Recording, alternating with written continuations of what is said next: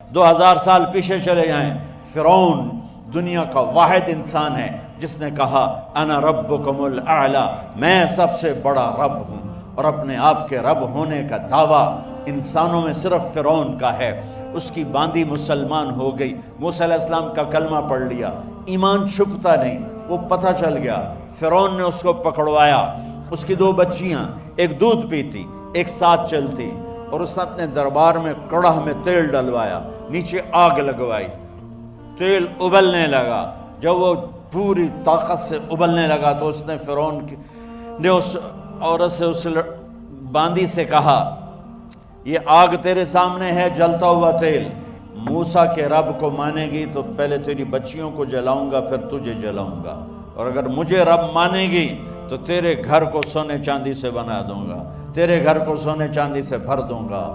اللہ کا پا لینا یہ میری آپ سب کی معراج ہے، اور اللہ کو کھو دینا میرے آپ سب کے لیے ہلاکت اور تباہی ہے۔ سنو سنو، اس نے کیا کہا؟ اللہ نے اپنی محبت کو ماں سے تشبیہ دی ہے، باپ سے نہیں دی، اور چھوٹا بچہ زیادہ ممتا کو لیتا ہے۔ وہ کہنے لگی فرعون یہ تو میری 2 ہیں، میری 100 ہوتی تو اللہ کے نام پہ آج میں قربان کر دیتی۔ فَاقْضِ مَا أَنْتَ قَاضٍ، کر جو تجھے کرنا ہے۔ تو پاگل ہو گیا، غصے میں کہنے لگا اس کی بڑی بیٹی کو ڈال دو۔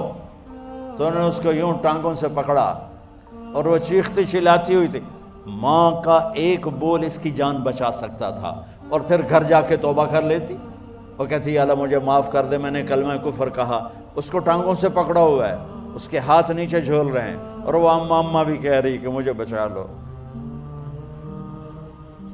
ماں نے اپنی آنکھوں سے بچی کو تیل میں یوں ڈوبتے دیکھا، اور پھر وہ ابھری جیسے مچھلی تلنے کے لیے، جیسے مچھلی تلی جاتی تو باہر آ جاتی، اوپر آ جاتی، تو وہ ایسے بلبلے اٹھ رہے تھے۔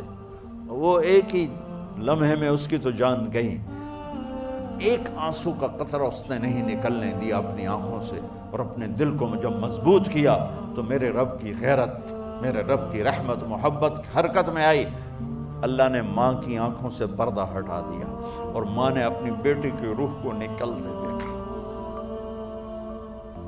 اور وہ کہہ رہی ہے اصبری یا ام فإن لک من الأجر کذا وکذا، ماں جی ڈرنا نہیں، صبر کرو، جنت تیار ہے، جنت تیار ہے، مبشرو۔ معصوم بچی کو تو پتہ بھی نہیں تھا کہ کیا ہونے والا ہے، اس کو پکڑ کے یوں ڈالا، اس کی تو آہ بھی نہ نکلی، اور وہ مچھلی کی طرح تلی گئی۔ اب پھر ماں کا کلیجہ پھٹا، اللہ نے پھر آنکھوں سے پردہ ہٹایا، اور انہیں اپنی بچی کی روح کو نکلتے دیکھا، اور وہ کہہ رہی ہے اصبری یا ام فإن لک من الأجر کذا وکذا، ماں جی تھوڑی دیر کا صبر، جنت تیار ہے، جنت تیار ہے، جنت تیار ہے۔ اللہ کو پایا سب کچھ پایا، اللہ کو کھو دیا سب کچھ کھو دیا۔ جب اس کو پکڑ کے لے جانے لگے، اس نے فرعون کو دیکھا، فرعون اس کی آنکھوں میں آنکھیں نہیں ڈال سکا، نظریں نیچے ہو گئی اس کی۔ کہنے لگی میری ایک بات مانو گے، میری ایک خواہش پوری کرو گے؟ فرعون نے پوچھا کیا؟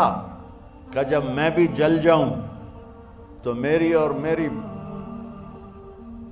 بچیوں کی ہڈیوں کو اکٹھے دفن کرنا، باہر پھینک نہ دینا، دفنا دینا۔ فرعون نے کہا تمہاری یہ خواہش پوری کی جائے۔